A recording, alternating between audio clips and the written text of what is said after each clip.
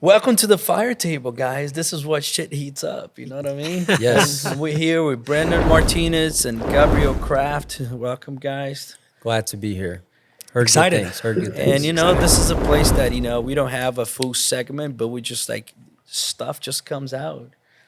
Subjects and good conversations, good content, and nothing better than just share with each other, one another, what we're doing. And I think yesterday, Gabe and I was the Old Capital event, and man, it was enlightening, dude. Like I got so 100%. many nuggets out of that event, because it's other operators sharing their own experiences and their own stories. And I just want to hear a little bit from you guys, man. Obviously at the time of this recording, things a little bit more tied up on our numbers and our, when we underwriting new acquisitions. And because of it, we have to be a little bit more hands-on, save that buck.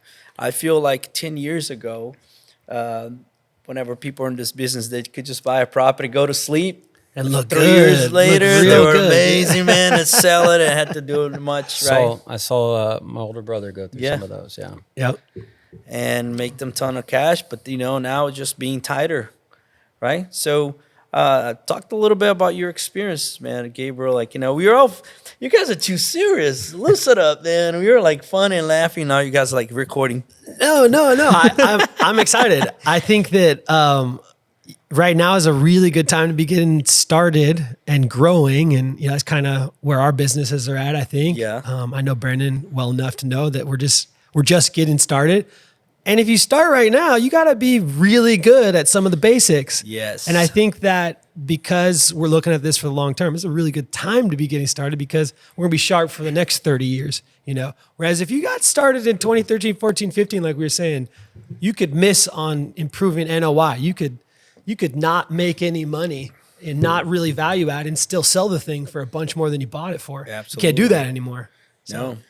Yeah. I think I've had a unique perspective just because getting into the multifamily industry and coming from construction management, I've always kind of wanted it to be tight like it is now, where everybody's looking at every dollar. And I've been preaching that, and then, it just wasn't hitting home. And now they're kind of like, my partners are turning back to me like, okay, what do we do now? And so it's like, we're getting to implement some of the strategies that I've always wanted to. And so I think there's a silver lining in all of this, From your experience now, from a construction background, you're like golden within you know what I mean? You're the perfect partner, man, because we see a lot of people in this business, engineering a lot, and they don't have much of the in construction, right? Right. And having that background that how to manage contractors, how to find contractors in the most efficient way, because we all know if you let the management company do it, I don't think they're going to push the needle on saving the cost for you. They'll get it done. Some of them will yeah. do. Asset managers in the beginning were probably like, Brandon, shut up, man. Stop worrying about all these. And now they're like, Brandon, tell us what to do. Yeah. We need to know how to do this better. Exactly. Well, that's a good point, Neander. And it's like, you would think that. You're like, okay, construction background automatically equals a better person for boots on the ground. But it's different. Multifamily is much different than commercial, even though it is considered commercial. You still have to, go through your experiences like everybody else.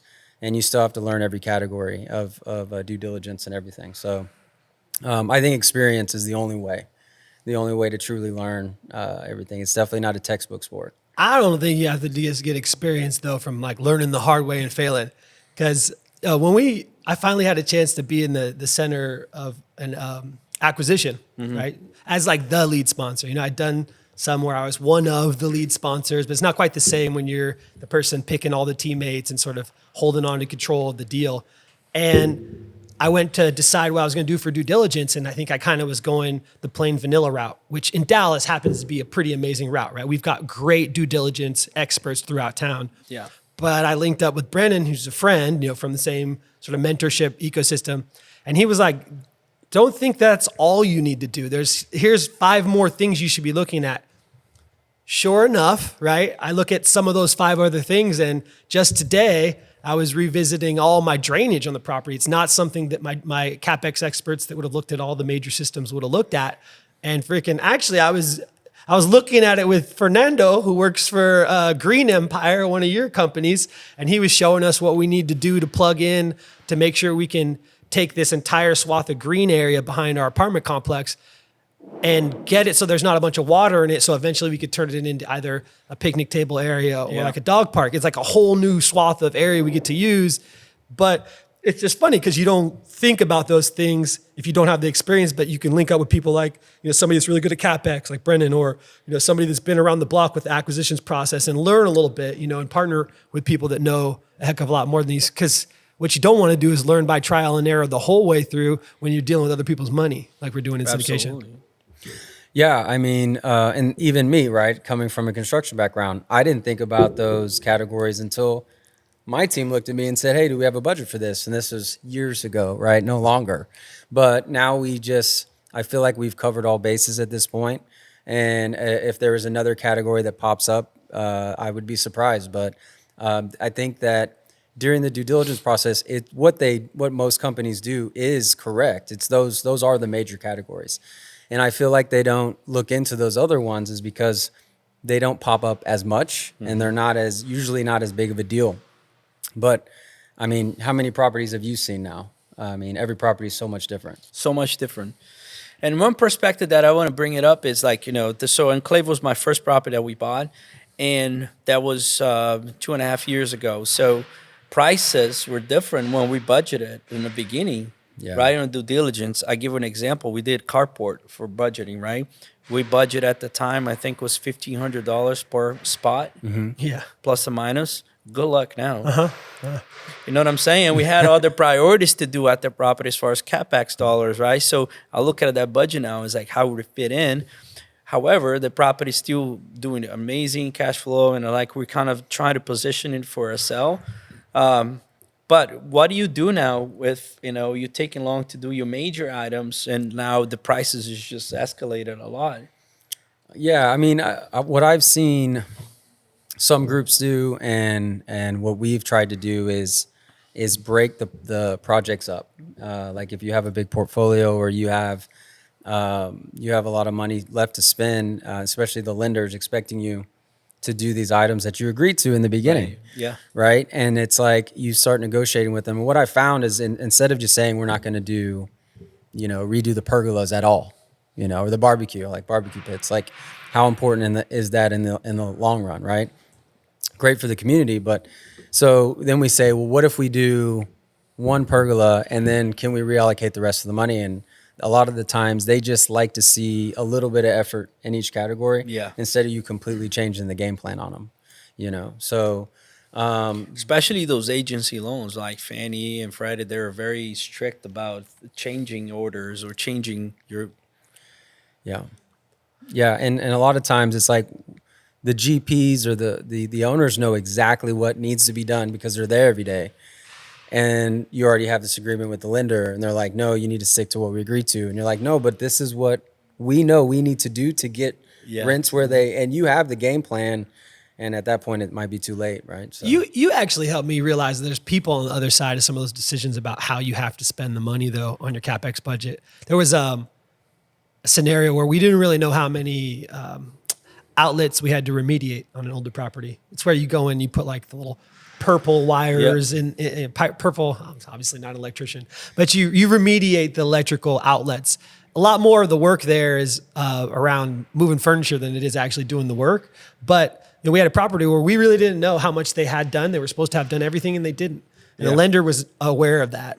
And Brandon had some cool perspective, like, well, just give them something reasonable. And so I think your idea was something around, do a building by building, sort of see which buildings clearly need the full remediation, and then go deeper into that building, or prove out that you went into 4 or 5 units in the building and it was fine. And maybe that whole building's done. So they'll let you slide. Sample sizes, right? Sizes. Sampling of what's actually going on. And hopefully you get lucky on that, right? Because if you catch a couple. So I have a question. Has anyone that you had a surprise inspection from your lender? Surprise inspection. Well, after the initial, at the very beginning. Yes, we we had a few surprising, and luckily nothing was like flagged into it. Just basic stuff. For example, the grass like was dead in some areas, and we didn't want was back in the building. We didn't want to spend the money. However, we have a landscape company. Even though we have a landscape company, we're pushing that not just to spend the money, because with our landscape company, man, we try to save, because we come from the background of ownership from apartments. We know, right, the struggles, and if it's something that it's not a priority, it's not a priority. We try to do the curb appeal very well. So that was something that flagged, but nothing like major lender. And that's the thing. They usually tell you a little bit when they're coming, right? Usually, right? Yeah, usually. Usually. Okay, so let's count that they 85% of times they're gonna let you know they're coming. So we make sure that one of us are there. Delia and I, and make sure that got donuts, and this is I'm serious, man. Ideally, that's how you hope it goes. Right, but that makes sure that you're there and they see that your owner is there taking care of it. The huge. manager's not as big deal. They care about that. I think it comes back to people again, like you just said, that piece around the donuts. I got helped out by a great on-site manager, and nothing to do with the lender inspection, but it was the city inspection. Yeah, and very she was similar. like, "This is the Same, most similar. important thing that I have for them." And she showed me a box of donuts, literally, and some Yeah. coffee. She's like, "Make sure they're fed, make sure they're happy. Yeah. Otherwise, they're gonna make your life Walk with a lot them. It's harder." like, do you know Edible anything? arrangements. Take it to the And I next. do, and guys, that goes down to like, man, I was like, good. Just like I was talking to you guys off camera about the marketing details, which I would love to touch about that subject too. But it's all about, you got to show that you care. Yep. You know what I mean? When you do care, everything changes. The community sees it. The managers, your staff on the property is changing, and everything else. So that's a big principle that we go by here, and our multifamily empire, dude, is just like really caring and taking care of it. Because Yeah, and I can tell just working with you, especially on some landscaping projects, your team definitely goes the extra mile and is detail oriented, and it's just the simple things like that. It's selfish too. I mean, it's a basic principle. If you treat people really good in business, including your customers, including the people you work with, the people that work for you, you're gonna make money. No, it's a selfish thing. You treat everybody really, really well, including your inspector, including, obviously, that's the right way to go about it. And right now, it's never been more important, because it's those little things you learn when you've got relationships with everybody that's either working around the base. Put in this perspective: if the lender gets in there and your manager is rude, the office is all a mess, and the owners are not there, and then they start having the laser vision eyes and start seeing some shit. You know what I mean? Like I'll tell you- X-ray vision all of a sudden. It is, exactly man. what happened.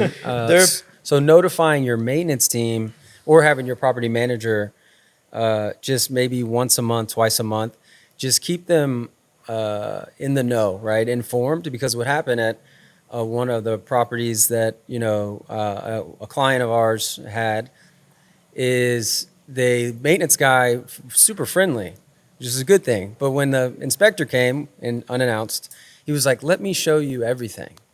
Let me give you the tour of everything that's wrong, and if you're gonna help us," he's thinking we're gonna get money to fix these things. But we spent the whole day with him, and so you have an $850K tab. Next thing you know, Let's go, man. Yeah. so strategy. That's a good day, right? Strategy there was that amount calls for a mini due diligence. So get all the if you have a team of contractors, get them all back out there and say, really help us out, guys. We'll give you the business, but what really needs to be done and what can wait. And we were able to bring that down to about $400K. Because there's people on the other side of that, and you Yes. remember that you weren't just like caught in the headlights, got scared, and then just threw money at the problem. Exactly. That's smart. So that's just an example. You just always got to be ready, Yeah. So bottom line is, man, if you know that the inspector is coming, the leader or the city inspector or the lender, whatever, coming in, dude, make sure you are there if you can. I know a lot of people preach about it, like you don't need to do those kind of things, but I think it's important for you to be there, or if you can't be there, or if you're regional for your management company, or, be the extra mile to make sure they're good greetings, good customer service, good, that you care about that property, even though there's something that would not be as harsh with you on that stuff. So Remind me, do you guys still use third party, or you started to think about creating your own property management company? fuck. What you thinking? You still use third party, right? I still use third party, Yeah. and It's hard. I love our management company that we're using now. They're great folks, man. But the thing is, they're out running a business too, right? They're trying to scale, and they have their own call it drama dilemmas with their own properties, and they got to grow for profit. They got to grow their business, and I feel like that we already do so much. We're already there so much that the next steps to get a property management wouldn't be that hard for us, especially now that we are getting the bandwidth to do it and probably almost the volume. But I still like, man, I mean, the reason I started the landscape company because there is a scalability, right? You can Yeah. scale the Yeah. business. Yeah. And property management is like, it's one of the toughest ones, man. Yeah. And there's not a lot of money unless if you can start getting also for third party. If I start selling that service to someone else, which I definitely don't want to do it. Yeah. But I feel like my team is being, especially the Elish, is be beating me up. It's like, we got to do it. We're ready to do it anyway. And I was like, okay, hold on, man. We almost there. So, Your landscape company, I think you use a little bit of the partnership model to achieve like having at least one operator that's lightning focused on that. Maybe you do the same thing, link up with some people that are similar size. to sure, you. sure. But I look at, I'm not the numbers guy. I'm not like Delia super analytical about stuff, but I know how to ask the right questions. So we do have an in-house bookkeeping and financial controller. So she takes care of all of our businesses. So I ask for reports. For example, year one of Green Empire asked for all the T12, and I underwrite it just like I underwrite the property, man. The businesses, right? Multifamily Empire Construction and Green Empire. I underwrite them just like I'm underwriting apartments, like a 5-year projections. And so I look at the numbers of my T12 last year, like when they're mowing and something broke, Yeah. and I'm trying to see what is the scalability on that to make this company to grow. So it's going super well, and because we have this ecosystem of people that do partnerships, right? You guys obviously my clients, and for that purposes. And anyway, what was the question again? So No, you're talking about vertical integrating, right? Yeah. And Yeah. Yeah. How do you pull it off without Yeah, so if you did getting that distracted? with the property management side, you already have the construction side as well, right? So I've always wanted to learn a little bit more about your experience handling the construction as well. Yeah. And because that's another option, right? I mean, you could have a property management company do it. Yeah, you could those have- value add deals, man, is the key. You know what I mean? Or have with somebody like yourself that is very sharp on the construction. You have knowledge, you have experience that could guide that. But also, again, to my point, I look at how much we spend a certain amount of items throughout the year. So let's say that last year, I think we renovated on Enclave about 60 plus units towards the course of the year. And I look at what we used the most here. Was it flooring? It was what did we use the most? So I found out that flooring was the one that we spend the most amount of money. So expensive. But then, how about you were reverse engineering this? Like, how much if I buy floorings in bulk, Yeah. Yeah. and how much I install the flooring myself? Every time I talk to Justin and there's some sort of interior, question, he's like, you need to get with Neander. Like, literally, he's like, he has mastered this. I'm like, all right. So I bought a bunch of floorings in bulk. My warehouse is next to our office here, and I just finished my first order, and we're talking to China to get directly like a bunch of them. It's beautiful. And it's crazy the amount of savings, dude. Let's say that you buy for, just for an example, a ceiling fan. You pay here what, $80, $90, depending what kind of style. The same ceiling fan here in US from China, you have to buy in bulk though. It's probably 35, Yeah. $40. Yeah.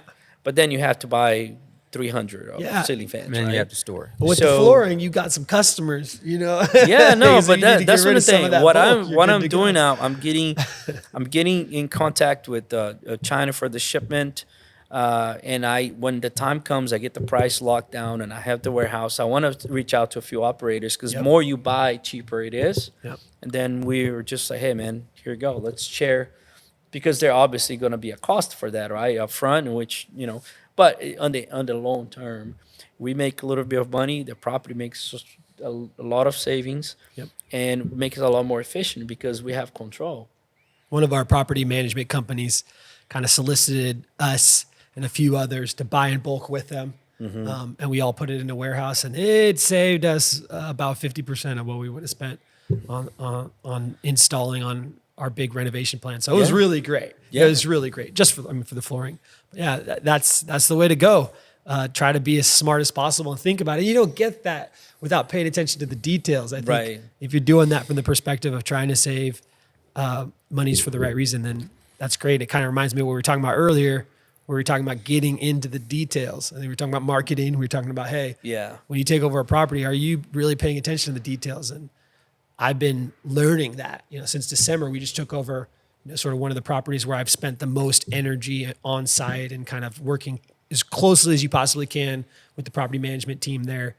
And it's been eye-opening, the little things that people miss. I think, you're talking about your website, your experience, can you adjust little pieces of it? It's been really cool to start to get into the details. I think that's what last night reminded me of when we were at that event. Yeah. About getting into the details of multifamily and being a good operator. Absolutely, man. Hey guys, real quick before we continue. So if you want to learn a little bit more how to get started and invest in real estate today, please go to their website, multifamilyempire.com. Let's get back to that interview. As you touched on the subject of marketing and customer service, right? So I was mentioning this story to you guys, and I'll repeat here. So I went, I don't want to disclose which property, but I called one of them, and I went to a Facebook ad. And I went into Facebook, and then I saw the ad, and I saw a few pictures. Like, it was horrible, man. When you have your phone touching your ass all day, and then you try to take a picture, it's blurry because it's grit. Just kidding. I don't what know I'm about saying. that. I don't take a lot of pictures like that, but I'm imagining it. I'm kidding, but Powerful analogy. Powerful analogy. So, but anyways, it was horrible pictures. Yes. And the Just copy, thrown together. The copy writing, it was very poor too. It was very you know what I mean? So along with that ad, there was probably 25 of ads of about the same kind of zip code. So who is going to be, if you're shopping for an apartment, now lose out put on that yourself as a user perspective, right? Yeah. What would make me call that person or engage with that, right? Yeah. Usually it's location, but price is a big deal. But one of the things that you put in consideration when you have a great customer service, right? If you go to a restaurant and even the food is okay, but your waiter was amazing, outstanding, you had that connection. I was like, man, this was a great Or experience. the ambiance is really Ambiance nice. is We're good, visual creatures. It's a weird so- phenomenon. The last every year I end up shopping a new apartment and live somewhere new to get a different He's experience. upscaling though, 'Cause he's man. a He's baller going. like that, He's yes. balling. Yeah. Okay. He's, So we've he just tried- moved to a penthouse We've now. tried in so Uptown. not true. We've tried Deep Ellum and then Bishop Arts, and then now we're in Uptown. And every time I select a place, it was because of the person that showed us the apartment. Yeah. And there was something about that connection and how much they cared about their product. Yep. And it's by default. Yeah, It's but crazy. that was an A-class apartment, right? Correct. But why can it be so? Why can it not we do that on a B-class apartment? You know what I'm saying? There's the same.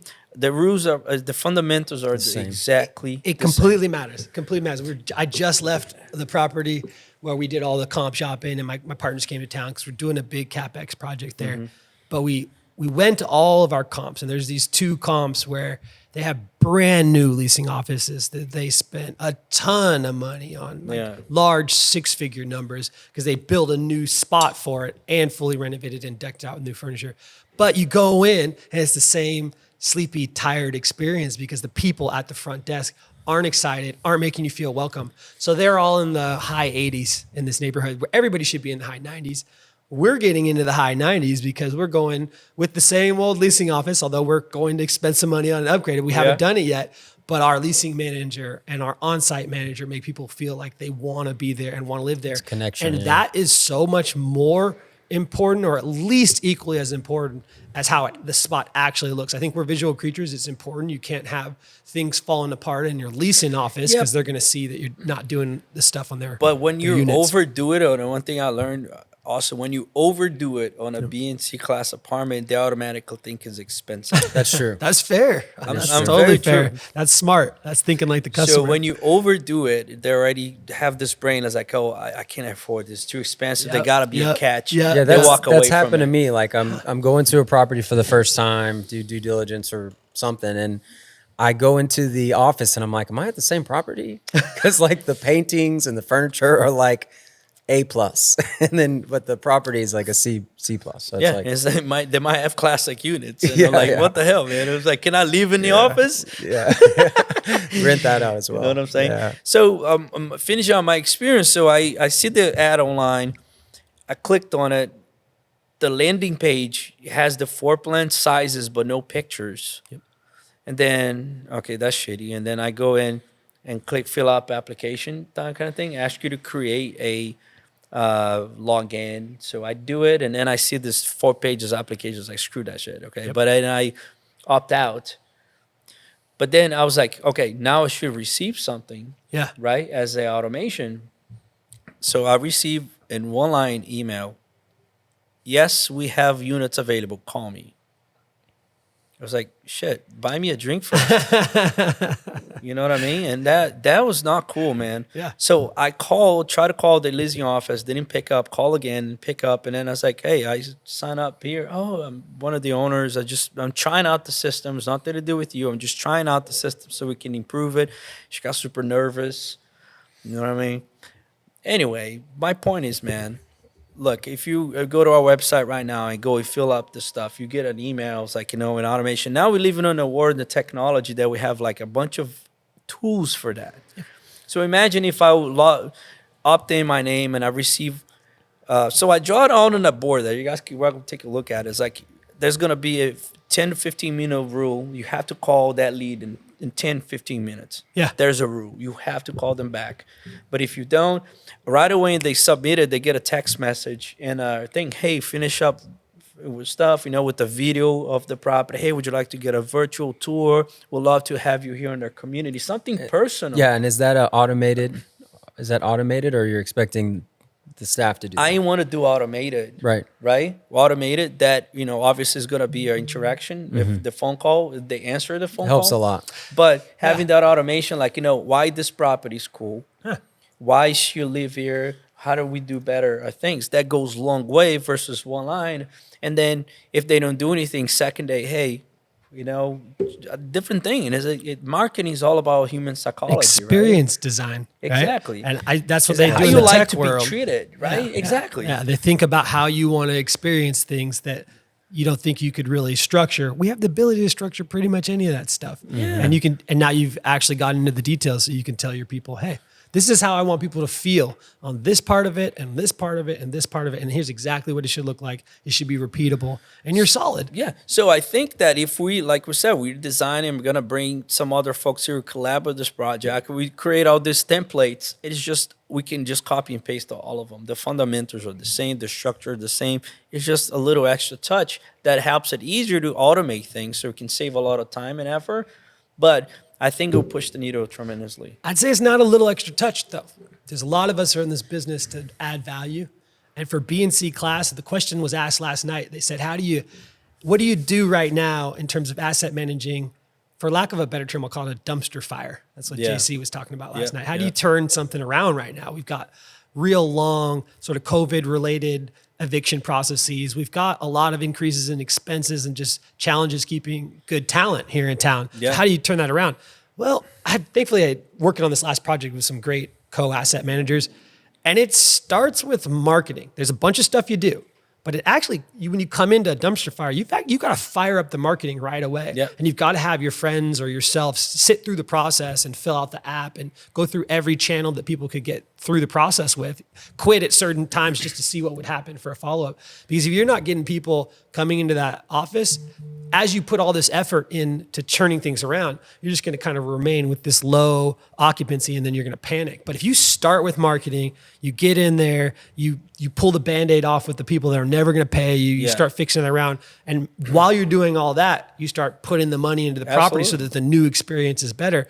That's the only way to do it. You got to do everything at the same time. And that's what I shared yesterday too, and then we have that round table there that I share. Like, Capex perspective, when you buy a property like that, when your budget, get the bigger items first. If it's a parking lot, do it right there. First month, do the major Capex items so they visually knows, okay, this is a new property, their property management, there's a new ownership group, they're taking care of this community. Totally agree. Right, we bought a property, 65 units, was Milagro, now it's Miramar. It was a Las Vegas Trail, guys. Like, that street is trouble. It's basically, it should be called Martin Luther King Boulevard because Las Vegas Trail is like the Martin Luther King Boulevard in every city in the country. And, that's the one where you go and you're like, oh, that's the hood. Did you hear that? Las I think Vegas she Trail got her is headphones. Fort Worth's version of the most apartment, Dude, We almost low- bought a deal there. Huh? You but got one there? We lost out by like $200K on it.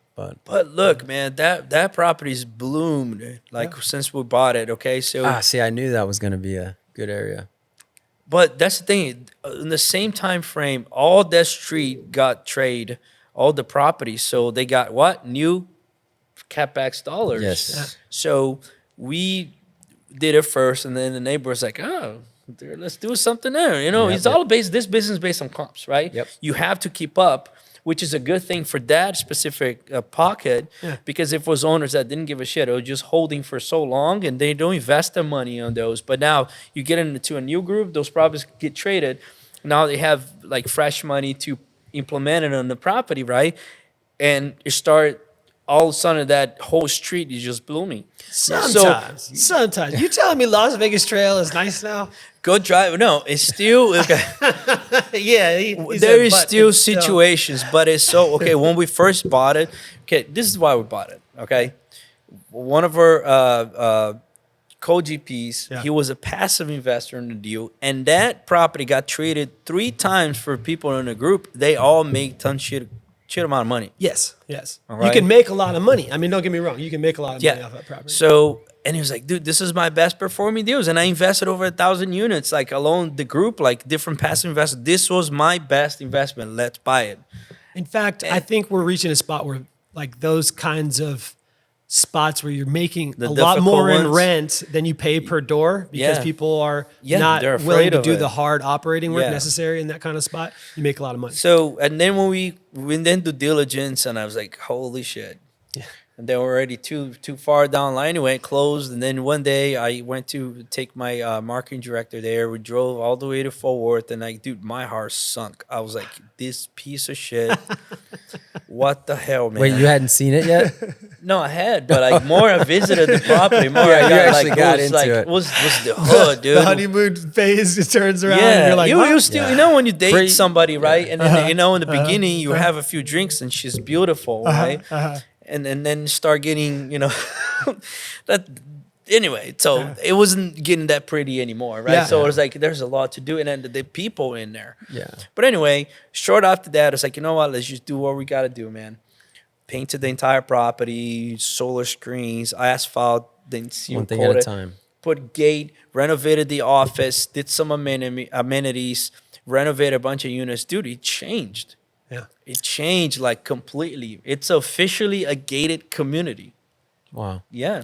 Feels And good. it's not perfect. We just had an incident there because it's still, it's still some bad apples in there, and we try, but we are trying really hard. And now from where we took it, now it's so much better. But guess what? Just all the value add that we put in the property, the price just went so much better, So I know we're gonna make banks of it. I have actually from that particular property, a lot of friends and family that invested in that specific deal because I told them this is going to be a project, very hard working project, but this is going to be awesome. Yeah. What about the Estrella? Estrella, it's 9 and day. It's 1.3 miles away. Just it's for 9 and day. context, I tried to buy it and I came in second place You behind did? you and your crew. Yeah. Oh, man, yeah, we so- came 30K short, but you guys had a much better business plan. And when I learned it was Neander winning, I was like, No, at least man, I was like, feel bad. it's like one of my buddies. I was like, all right, good. What good. was different about the business plan, just out of curiosity? About the business plan for him is he had that other property nearby that was small, and he was able to leverage that sort of Yeah, we scale. share some of that. Shared some of that overhead, and Yeah. also his company at the time was getting into that phase where they were really paying attention to some of those details, and we had a little bit more boilerplate. Boilerplate approach to the business plan where you build in some extra conservatism because you don't know, whereas he had the experience of already operating an asset over there, so he did know. Yeah. And I think it just came to play. And it's a little amount, $30K when you're talking, a 8-figure, purchase price. There's nothing. But the thing is, like, about this business, a lot of people think it is like, oh, son of a bitch, but it's not really, right? It is like learn. I lost a lot of. Actually, it's funny. My first deal that we got close buying it, I lost by Darren Batchelder. Darren. So Hampton Townhomes? Yes. I was second place. And then when Best in Finals, everything, second place, dude, I was devastated because that was the first. My daughter was in the hospital. She was just born. And then I was in the hospital in the lobby, like what they're breastfeeding. I went down and finished the underwriter in Best in Finals. And anyway, got second place. He never knew this either, right? So then he invited me to go to his show to talk, on the podcast, and I mentioned to him, by the way, you son of a bitch, like I got second place. I think Gabe and I have the best second place story, right? Yeah. We have the best one. Our mentor beat us. He smoked us though. He told us that he told us he was going to buy it. I thought he was while we were on the bus tour. What he was that? like, "If you guys don't buy it, I'm going to buy it." I know what deal is this. Spring Valley. Yeah, Spring Valley. Spring Valley, yeah, dude. Euless, Texas, which nobody's ever heard of. Awesome place to buy apartments. Yeah, but Darren, I was a passive investor in that deal. Really? And He did very good. So did you. So just to put some context in, it kind of flows how it's supposed to if you don't get all deficiency mindset about stuff, which obviously clearly you didn't, because you're where you're supposed to be. I mean, I walked into this studio, I'm like, oh my gosh, this is amazing. And you guys have crushed it. But on some of those deals, I see people get really frustrated, especially in the beginning when they're trying to get going. And it's like, just the whole point of it is you're working out your muscles of being able to acquire it is these frustrating, man. Yeah. You know, when you put like fucking 40 hours of working this, all your team and my daughter, my wife is giving birth to my daughter, and like all this stressful, and like you're like, but guess what? For everything in life, dude, everything that's too easy, it doesn't have value. Sure. That's why this business, like, we pour our souls in this shit because like we love it. You know what I mean? We're hands on, and everything that's fucking easy doesn't have value. Okay, and then. When you do lose for a best and final deal, it's very frustrating because you put like 40 more hours in this thing, and you're there, and then the broker called you all weird about it, right? I was like, oh, I'm sorry, you lost the deal, man. I mean, but I'm gonna help you get another deal, man. Is there another that's you beat me. Because you lost to Darren, I bet. Yeah, I bet the things you learned through the process where you're like, next time I'm going to tweak this, I'm going to go deeper. But there's two options. You can cry about it, or you can just sharpen up. Because guess what? I say this all the time. After you going through that pain of losing, you learn so much. Sure. Yeah. And everyone you learn more. You learn on a different angle. And you might attend the webinar of the people that bought it, right? It's like, let me see. You're definitely attending. Let me see what this son of a gun did. I'm a big believer in that. And so when somebody makes a mistake, right? You're like, well, I'm done with this person. They're about to become a better version of themselves because they just went through something. Sure. And that's when you want to capture them. So on the ones you came in second, did any of those go to a seller call where you actually you were that close where they actually interviewed the seller interviewed both? Yes, I had to do a few of that call. Yeah. Yeah. So. And then he's like, they didn't pick me. They didn't pick me. You got to meet him and everything. They were like, I met Neander, and I want to give it to the other guy. Yeah, right? That's hilarious. But again, I look at our mistakes or things that we lost as a learning experience, man. I believe, like you said, in destiny, it is what it is. Mm-hmm. Maybe you change the past, like the movie Back to the Future. Yeah. If you change a little something on the past, might change the whole future, dude. So true. You know what I'm saying? So we just got to live every day and be grateful where we are. We are growing together, and we're so blessed to be in a group, I guess, or ecosystem of investors that we like-minded. We learn from each other. There's no such a thing as competition, in my opinion. I see. Yeah, you don't understand. Like, obviously, we are grateful for the camaraderie, and we really are all on one team somehow. But if you come from the construction industry, it's the opposite. It is toxic. As toxic as it gets. And cutthroat. Everybody is in it for themselves, and you can't trust anybody. And I think that experience where I got burned a lot of times was like, now I know how they think. Now I know how investors think. there's got to be some way that relationship between owners and contractors doesn't have to be so, combative. And There's a different mindset shift, I think, for all of us, man, right? To be among, and it's a culture thing, and it's like it just keeps getting better and there's going to be people that are assholes or not, the same wave, sure. But I think majority of the people that I met, or at least that I talked to and I, showed the stuff, is very good people. And Not that many though. There's really not that many. I'm grateful to bet you guys though, man. There's just so many different skill sets that we all combine, and you call, hey man, how about this? You call me about stuff. I know I called you for stuff, And we're like family. Ask for advice, and 100%. yeah, it's great. Yeah, and Gabe, you're one of those people. I feel like I've always known you, and now I can't go back to when we first met. I think the first time we met was at a bus tour, but it wasn't until I called you and we did a one-on-one, and then shortly after that, I was in buy mode. I wanted to get my first deal. This is early 2021. Yes, very aggressive. And I was like, there are two people that I see that just joined that are in my boat that I would love to work with. And then maybe we'll get a coach, right, from our program. Who was the other person? A boss. There you go. So you guys all Super you know talented boss. guy too, man. Yeah. That boss Yes. is great. But I man. told you and I told the boss, and the boss was like, I already got somebody. So Yeah, I know he did the same thing to me. I'm like, "Who's your due diligence Capex boots on the ground guy?" He's like, I think I'm good. But and so it's funny. We've tried to do so many deals together, and we're both thriving alongside of each other, but have not landed one together. Yes.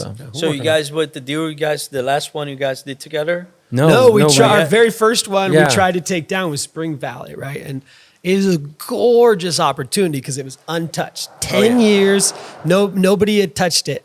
And I hit Brandon up. I was like, let's go tour this thing. And I it just love didn't, it. it didn't work out. That deal was awesome, dude. Yeah. And I remember when actually I was with Brad at the time that he had the seller call. I was with him in the same room. It was interesting. Yeah, because No, he messed himself up. It felt yeah, like. I mean, of course, dude, you can't compete. It's just the same thing if Madeira's in the mix. Well, but They're not gonna win it. There's no way. You know why? Because they don't get a lot of the fees that we get as right now, which is totally fine. I get it, right? But because we got all the GPs, all the models that we're doing, but somebody's buying for themselves and they're gonna put majority of the cash. They don't need a acquisition fee. They don't need a asset management fee, all that stuff. Which if you take all those fees off, trust me, your numbers will change dramatically. that and the guy. He wanted to buy it from the gate. He came before. He called it. I everybody- remember. Yeah. It's like, I'm gonna buy this shit. You guys are welcome to. But he called it. I thought he was joking. I was like, why would you bring a bus I know he full of was hundreds not of people? Yeah, so he was dead serious. I think what's interesting, though, is what I learned from it was, and I don't know if it's played all the way out, but somebody like that has a lot of experience in something looks at things different than a novice. So as a novice, I was putting all this time into every aspect of the expenses and the business plan and all this as a starting place, and then working on the other stuff. But he was so experienced. You know, the first question he probably asked himself when he saw the listing, who's listing it, right? Because he's got the experience and knows enough to know that this is a relationship business. And the moment he gets there in the front runner position, he's always going to get the last look. And they know him well enough to know that he's worth the last look. So I think it was just an opportunity for me to go, okay, that's how it's done. You can be the nerdiest nerd with underwriting. You can be the fastest to get feedback from your tax person and your insurance indication person. But you've got to remember that there's decisions being made in the process and there's people behind it. Yeah. So I definitely made that mistake. And our mutual friend Dante kind of helped me with that. Sure, yeah. Yeah. How would you be now? Think about this. What about if you were the seller? Right. Who are you going to pick? Who are you gonna pick? Who are you going to sleep better at night for this 90 Yeah, days see, or that's 60 why days? you made it seem like we had a better chance than I think we did. We did have your brother. Oh, that's right. Okay. So we had somebody with a ton of experience. resume and experience. Yeah, Justin we was had a really part of good the team. We had a really good team. We had a great team, but they had a better team. So it was all good. And another thing that I did wrong that I learned about is the same process happens when you're doing that tour. So when we did our tour, we showed up and I was treating it like this was my very first property tour. I mean, I was destined to lose. The fact that we even came in second place is huge, but we toured the property. And I'm looking at everything like a Capex person, like what's broken here, and let me take pictures of everything. I think we all made that mistake, bro. Man. I'm sure Dante's the one that called you out. Oh on that yeah, one, right? he said, "Look, you're walking a property. You son of a bitch, You're man. But walking property. you taught us a very big lesson. Is that you connect with the brokers. Yeah. Well, that's all that matters during that. You can secret shop it, do all that stuff. If that's floats your boat. If you want to look at the nuts and bolts of how it's constructed, secret shop it before you go on the tour. When you're on the tour now, I feel like it's my first date with this beautiful broker. I'm like, hey, Al Silva. Hey, Ford Brawley. You guys want to go on a walk? Hey, man. Let's take a look. How are you? How are the kids? Look at those flowers. I love this. There's a lot of decisions being made by those people. And if you're not in the business of putting food on their plate, they're not going to be on the business of putting food on your plate. 100%. And so that was a big shift. And it's paid dividends. I don't have deep relationships with every broker, but I definitely love those guys and a few other people in town in terms of just getting to look at stuff. But like I said, dude, it's to sharpen your knife. Yep. Right. You learn from that experience. Now you have this experience that nobody can take away from you. Like now it builds up. Yeah. I've definitely gotten on some brokers' nerves on tours.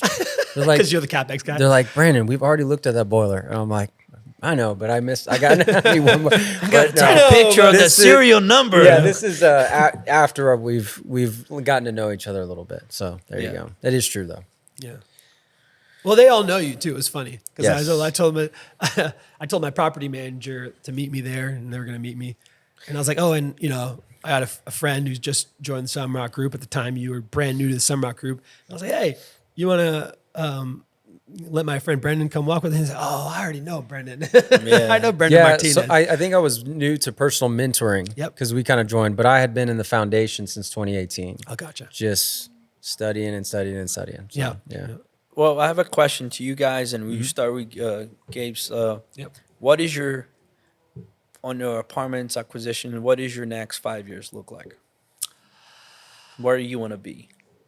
I'm going to do a lot in the next 5 years, but immediately I'm going to get myself positioned to buy some new properties and get really good at asset management.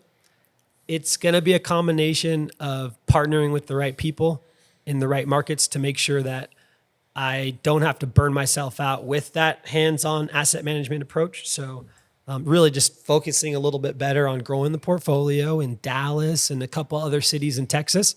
And then position myself to where year 5 from now, I'd like to kind of look at how to turn this into a real corporation, how to make it an actual company. And not everybody gets into it for that. I mean, a lot of people are getting into this for retirement. Yeah. I think I started there, but got a feel for what retirement might look like as things got better in my life. And I realized I like this. I'm passionate about it. So You like the drive. yeah. So I think I'm into- trying to position myself to where I can build a company of people. And so over the next 5 years, I've been talking a lot about people because that's going to be my central focus is like, how do I work better with people that I'm employing and caring about and supporting and building, I'll call it an empire, over the next 5. So that's where I'm headed. That's my next few. That's awesome, man. That's good. Congratulations for all your achievements, and Thank you, brother. see all of us grew together. We're still growing, and see you guys want to, go to same directions, and it's good to see what everybody's going together.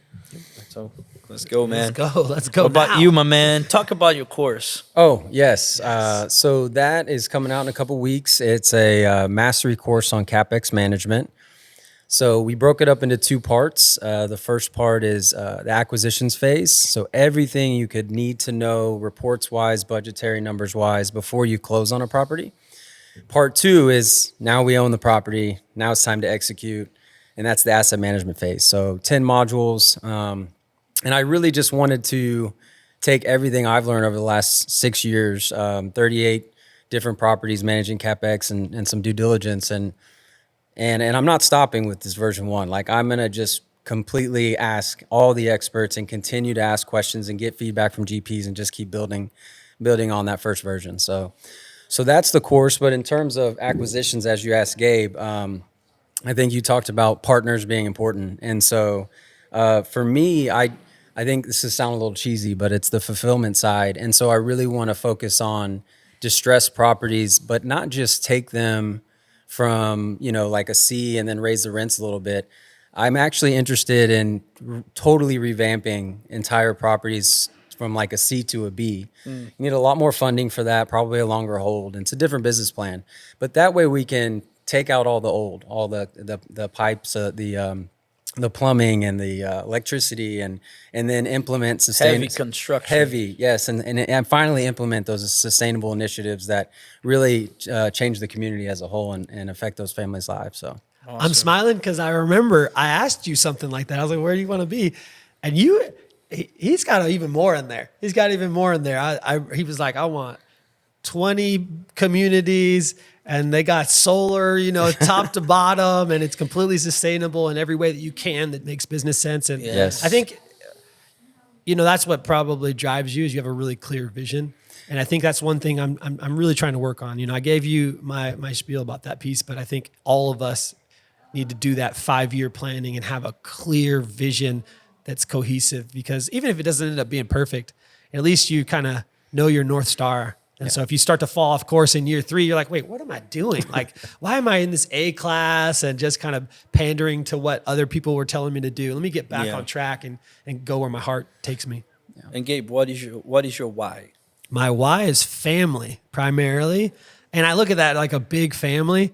And part of the reason I love this space is I've met all these wonderful new people. Not been easy to do when you get a little older as a guy. We usually get more isolated from our buddies and kind of grumpy just and in our grouchy. family. Yeah, and just our kids or whatever, and immediate family. And I have found amazing new friends, intellectually, emotionally. I think that it's been a great space for me to grow in. So I built this bigger family. And then my second one is contribution. And that's a shift. When I was in my late 20s, it was like accomplishment. But now my big one that goes alongside that is contributing, because what we do does contribute in so many ways. We make a lot of money for shareholders. We do a lot more if we're doing that right in terms of making money for shareholders for the people that live in these communities. And it's 100%, cool. And that's why you got to get into it to feel that. And when you do, not just the people in the communities, but the people that work at the communities and the people that service them through, construction or any of the other services. And it's fun. So yeah, it's fun. So Justin has he probably got it from somewhere. So I'm not quoting Justin, but he has the team do the 3 MIQ, 3 most important questions. So it's like a generic answer, but it's how do you want to contribute? How do you want to grow? And what do you want to experience? And so just off the top of my head, I feel like I'm already there on the contribution. I know everybody benefits off this financially, but I feel like if we do a good job and take care of the community, I feel like we're contributing already. 100%. Yeah, and so growth is like what I'm doing right now. I've been at the properties in the weeds, talking to maintenance guys and stuff. So getting out in the limelight, one of my biggest fears is, speaking to crowds, public speaking, and so that's my growth. Is like getting out there and putting my personal life out there a little bit more. Like I think the first time I've ever shared on social media that I'm sober and I don't drink. And not very many people knew that, so that's been a stretch as well. So, like everybody else, I want to see the world we live in. I haven't gotten to see much. So, that's cool. Right on. What about you? Oh, today's about you guys. No, we need to know. Pivot. Look at the dance. Come on. Your 5-year plan. What's your 5-year plan? Your why. And your why. My why is impact people, man. For the past few years, I feel like I've been talking and spending more time with one-on-one with different folks, no matter is in my team or friends and family, and I feel like I'm gaining a lot, but I feel that we're gaining together by sharing experience. So I'm having this now calling for connecting people together in some kind of extent, right? I'm super passionate about my business, super passionate about my family.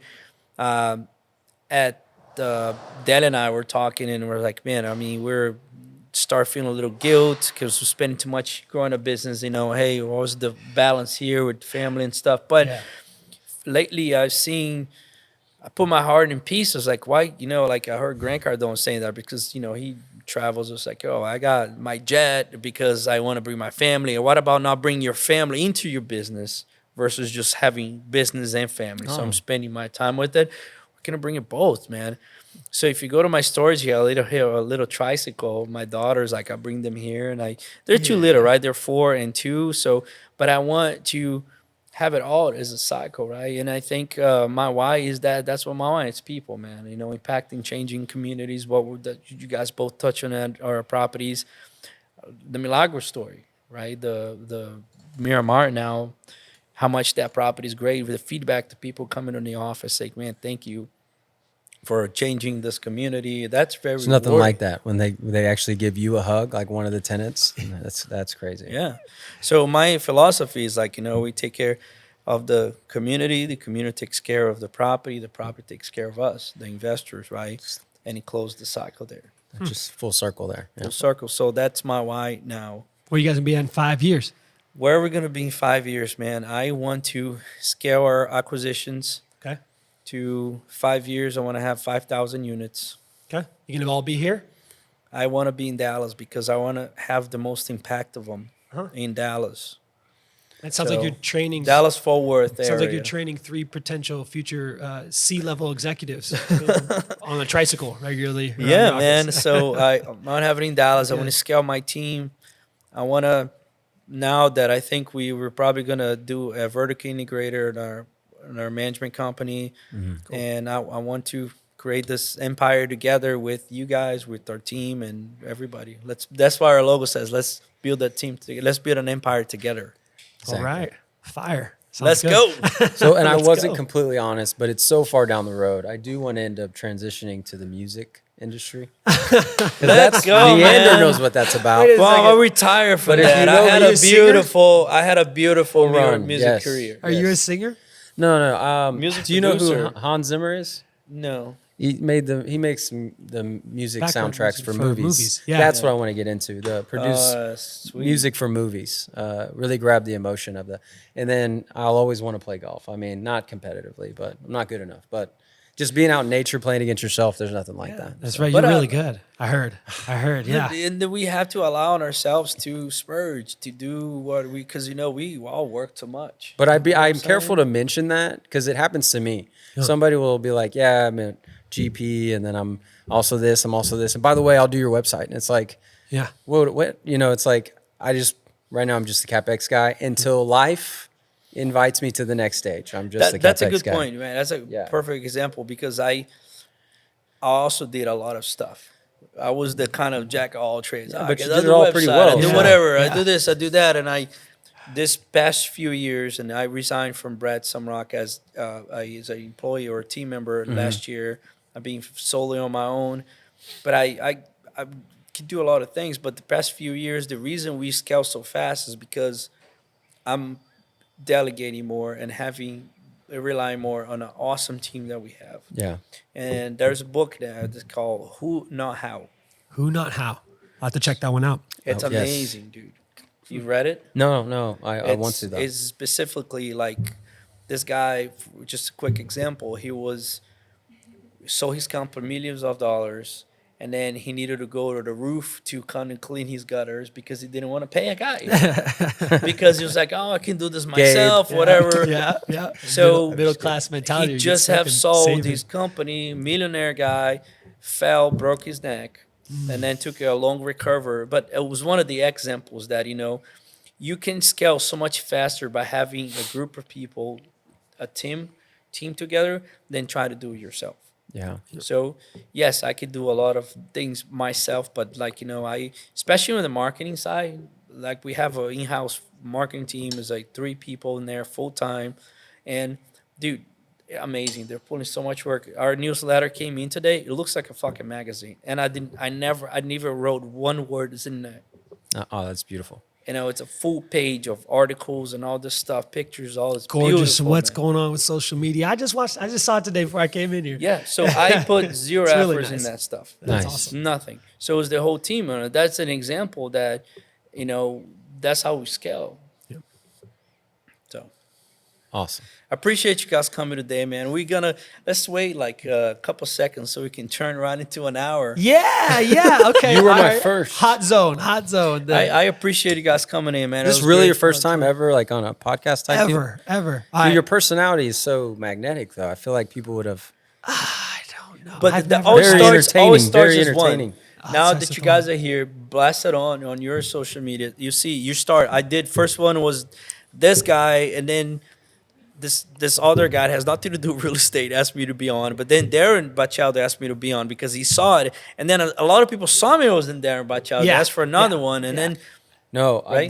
the funny thing is, Darren reached out to me and was like, "Can you get your brother on the podcast?" And I was like, "He's in a Brandon. van No, right bro. now, Poor but Brandon. I can come on. I have a course Tell- coming out." He goes, "We'll come back to that in a couple years." That's what he told me. I was like, Jared's like, yeah. "It is what it is, not, bro." Not now, Brandon. Not now.